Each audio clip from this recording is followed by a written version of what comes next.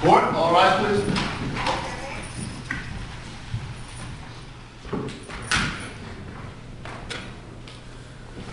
This court's in session. Please be seated.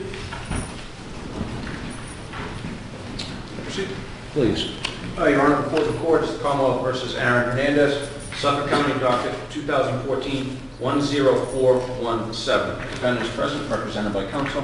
If counsel could please identify themselves for the court and for the record. Good afternoon, Your Honor. Patrick Hagan for the Commonwealth. Good afternoon, Your Honor. Teresa Anderson on behalf of the Commonwealth. Good afternoon, Your Honor. Jose Baez on behalf of Mr. Hernandez. Ronald Sullivan on behalf of Mr. Hernandez. Good afternoon, Your Honor. Robert Proctor on behalf of Aaron Hernandez. Good afternoon, Your Honor. Charles Rankin and Jamie Sultan for Mr. Hernandez as well.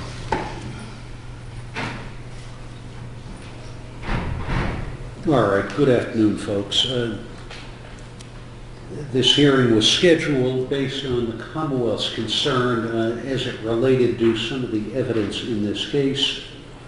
Let me ask Mr. Baez, Mr. Sullivan, Mr. Proctor, you're coming into the case. This is your first appearance. Have you gentlemen become familiar with the case? We're in the process of becoming familiar with the case, Your Honor. Yes. To say completely, no. We're still going through the discovery. It was a significant amount that we've got, but we're somewhat acclimated with the generalities of it. And the discovery that you have, is that discovery you've received from Mr. Rankin and Mr. Sultan or from the Commonwealth? From Mr. Rankin and Mr. Sultan, we immediately, upon being retained, asked them to turn over what they could in the meantime before we were able to get everything. Okay. There has been a good deal of litigation as it relates to a cellular telephone. Are you familiar with that litigation? Yes, sir. And at the moment, that is under advisement before our Supreme Judicial Court as to issues of the Commonwealth's access to that phone. Mr. Rankin and Mr. Sultan are currently custodians pursuant to orders that I have issued. Mr. Rankin, Mr. Sultan, you had filed two motions. I think one was a motion to withdraw based on appearances of Mr. Baez, Mr. Sullivan, Mr. Proctor, and I think there's a fourth or fifth. And you had also filed a motion relating to a transfer of that device, and I had some concern about how that might occur, which is in part why we're here today.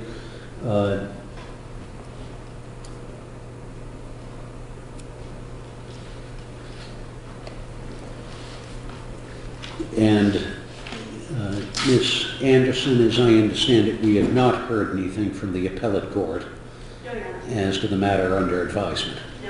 Do I understand the 120-day period would be in sometime next month? Sometime in September, I believe. In September. 130 days is the rule, yes. All right. We'll see what the composition of our Supreme Judicial Court is in September. It will be different from the composition at the time the case was heard and submitted to that bench. As to the issues relating to the transfer of the cell phone, Commonwealth has now filed an opposition. Has the defense received that opposition? We received it this morning, yes. All right. Are you prepared to address it today? We are. All right. Who wants to be heard on that? Mr. Hagan? Your Honor, thank you. I'll be heard. The Commonwealth opposes the motion by prior counsel to transfer the cell phone, essentially on the grounds that this very issue is before the Supreme Judicial Court. One aspect that Your Honor may not be aware of is the fact that we have filed, with copies given to counsel, a motion to expand the record before the Supreme Judicial Court, which includes the motion from attorneys Rankin and Sultan to transfer the cell phone, as well as the motions to withdraw and appearances filed by the new successor counsel. The Commonwealth's contention is that one option for the court would be to simply defer ruling on the motion to transfer the cell phone. It's very possible that the Supreme Judicial Court, in its decision, which could either be any day now or at the latest in early September, will address this very issue and make this motion to transfer the phone in some essence moot. The secondary part of the Commonwealth's argument is simply the fact that this court, Your Honor, has determined that the legal advice period has concluded. As of course well aware of the very lengthy history related to the Commonwealth's attempts to acquire this phone, starting in March of 2014, this court eventually heard and received an affidavit from Sergeant Detective Witherspoon. It was uncontested by defense counsel. This court made a ruling that a 14-day period was a reasonable period for legal advice to download the contents of the cellular phone. That 14-day period expired on April 14, 2016. There were no motions filed by counsel to enlarge that period, to expand that period. So the Commonwealth's argument, other than to defer and wait for the SJC decision, is that the legal advice period has terminated, and it would not be appropriate at this point, particularly where the motion to transfer, Your Honor, has no supporting affidavit to indicate why new successor counsel needs to obtain this phone, what, if anything, successor counsel would do in addition to what attorneys Rankin and Sultan have presumably done, having an expert download the contents, and third, what, if anything, would be lost for successor counsel by simply getting the download from attorneys Rankin and Sultan, and why they need the actual physical piece of evidence. So for those reasons, we object or oppose the motion. The issue the SJC is dealing with at the moment is whether or not the Commonwealth has a right to this phone under principles of law, both state and federal, and whether this court has the authority to order its transfer. So what are you suggesting with regard to the whereabouts of the phone between now and when the court issues its decision? Yes, Your Honor. We have two options we propose to the court. The first being that the court maintain the status quo to essentially create the situation similar to as it was when it was in the custody of Ropes and Gray. Attorneys Rankin and Sultan, two members of the Massachusetts Bar, highly respected, are under an order from Your Honor to maintain custody and control and be custodians of that object, to keep it secured in a box. One option for the court, the Commonwealth would prefer, is that the item remain exactly where it is with attorneys Rankin and Sultan. We have every expectation that the item will be secure and the data contained within would also be secure. A secondary option, should attorneys Rankin and Sultan have some issue with retaining custody of the item, would be to have it transferred to the custody of the court, being the Suffolk Superior Court, to again maintain the status quo awaiting the Supreme Judicial Court decision. Defendants? Ronald Sullivan on behalf of Mr. Hernandez, Your Honor. On behalf of Mr. Hernandez, we see no reason why that piece of property should not be transferred to successor counsel as any other piece of property or potential evidence in the case. We are, as Your Honor knows, under an ethical obligation, Rule 3.4, Massachusetts Rules of Professional Conduct, not to alter or destroy any evidence. I'm not precisely sure the thrust of the government's argument when it said we have every expectation that the data will remain secure under predecessor counsel. The data will remain secure as we are Mr. Hernandez's new counsel as well. And there are two reasons why this is so. One is Rule 3.4, that's our ethical obligation. And two, this court can issue an order in kind similar to the order it issued to predecessor counsel. As Mr. Hernandez's new counsel, we also would like a period to review any and all evidence, potential evidence in this case, and provide our own analysis. We may seek an expert to review the contents, our own expert to review the contents of the phone, and that's about the limit that I'll say in open court in terms of what we may do with, in terms of gathering potential evidence.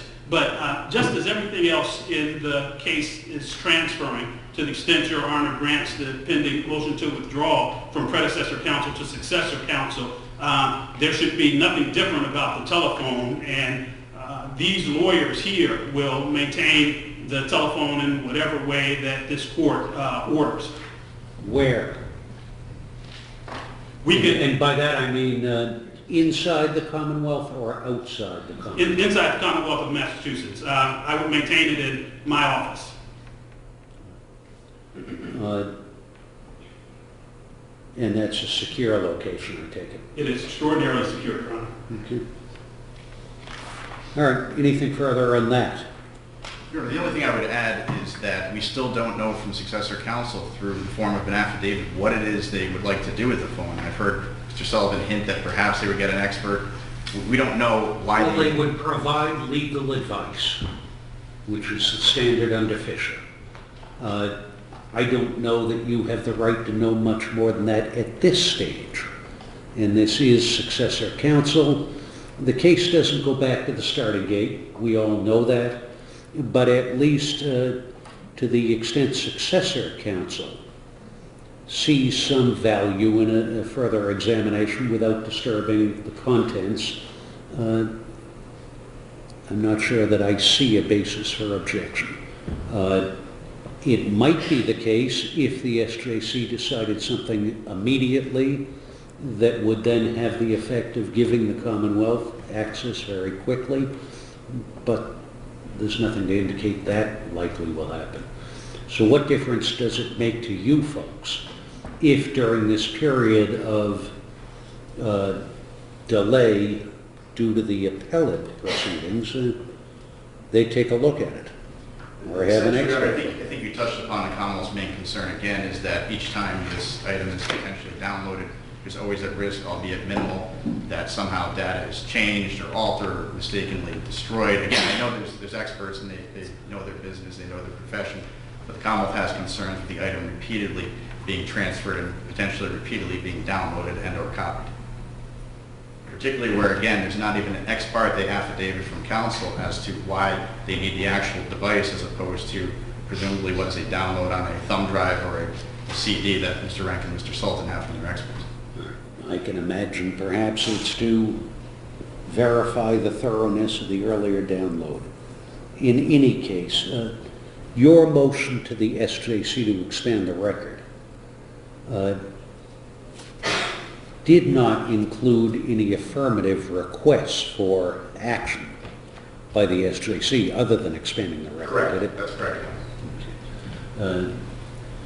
All right, I'm going to allow attorneys Rankin and Sultan to transfer the phone to current counsel, in this case to Mr. Sullivan. Mr. Sullivan, you've acknowledged that you would hold the phone pursuant to the professional rules of conduct and ethical rules as it relates to the integrity of the device, and I'm ordering that the device is to remain within the Commonwealth of Massachusetts and that it not be altered, disturbed, or its content affected in any way. Very well, Your Honor. All right. That deals with that issue. Now, counsel, I think that we have a filing date that was previously established on motions relating to identification issues at trial. Mr. Rankin and Sultan, my memory is you had indicated you would be filing motions to suppress identification. The Commonwealth was going to file motions under Commonwealth versus Creighton as it related to identifications, and I think we had set a filing date of August 16. Does that sound right to you folks? Yes, sir. I think that the Commonwealth was going to initiate the process by filing the first thing, and then we were going to respond. So, I think that's correct, Your Honor. So we'll file something prior to that date. Mr. Rankin, Mr. Sultan, had you contemplated motions to suppress identification, separate and apart from any Creighton claims? I think it depends a lot on what they propose to offer. All right. Mr. Baez, with regard to identification issues, the law in Massachusetts has changed a bit in the last couple of years. I don't know if you're familiar with Commonwealth versus Creighton relating to in-court identifications where there has not previously been an out-of-court identification. So that is what the Commonwealth is going to let us know on August 16. Does August 16 sound like a realistic date to you? Yes, it does. All right. I think we're far enough along with the issues where we can reply as the court deems appropriate. Mr. Rankin and Mr. Sultan, I have your motion to withdraw. Now that we've dealt with the cell phone issue, I take it that is now ready to be ruled upon, correct? I believe it is, Your Honor. Mr. Sultan, say something. Good afternoon, Your Honor. Happy to be here. Nice to see you. Commonwealth, do you want to be heard at all on the motion to withdraw? No, Your Honor, we take no position. I would just simply state, and I believe it's already been addressed by the statements of Mr. Baez, the only concern the Commonwealth would ask the court to inquire of is successor counsel's potential expected readiness for trial. The Commonwealth does not want to be unduly prejudiced by an unreasonable delay of the trial. I think the court's already indicated that you do not indicate or think that there's a reset button, we're going to have a full period before trial, but that we are far along, and the Commonwealth has an expectation, as the court has previously stated, of trying this case hopefully by the end of this year or early next year. Well, we had this case set for trial was it beginning of November? Was it November or October? And then we get tied up with the cell phone issues once again. I would hope that we perhaps can try this in the fall of this year. We've dealt with most of the motions to dismiss and suppress, with the exception possibly of a motion to suppress relating to this particular cell phone.